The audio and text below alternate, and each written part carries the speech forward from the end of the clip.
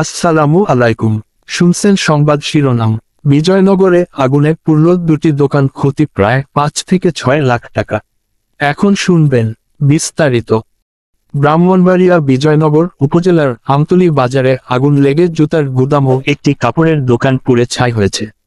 29শে December শনিবার রাত অনুমান 12টা 5 মিনিটে আমতলী বাজার মকবুল মার্কেট জহিরুল ইসলামের কাপড়ের দোকান ও মরিয়ম সুজের জুতার গোডাউনে এ ঘটনা ঘটে। ক্ষয়ক্ষতির পরিমাণ প্রায় 5 থেকে 6 লাখ টাকা হবে বলে মালিকরা জানান। এ বিষয়ে বিজয়নগর উপজেলার ফায়ার স্টেশনের warehouse inspector Wasi Azad জানান, রাত 12টা 10 মিনিটে খবর পেয়ে অতি দ্রুতই ঘটনাস্থলে পৌঁছায়।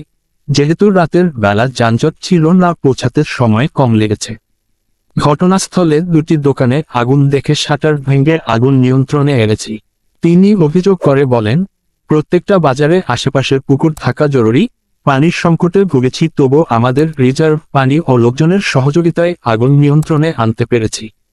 যেহেতু এটা বড় মার্কেট, আগুন ছড়াতে সুযোগ পায়নি, তাই এই নিয়ন্ত্রণকে সফলতার চোখে দেখতেছি। হতাহতের কোন খবর পাওয়া যায়নি। ক্ষতির পরিমাণ 3 থেকে 4 লক্ষ টাকা হবে ও আগুনের উৎপত্তি বৈদ্যুতিক শর্ট সার্কিট থেকে হতে পারে বলে প্রাথমিক ধারণা করেন।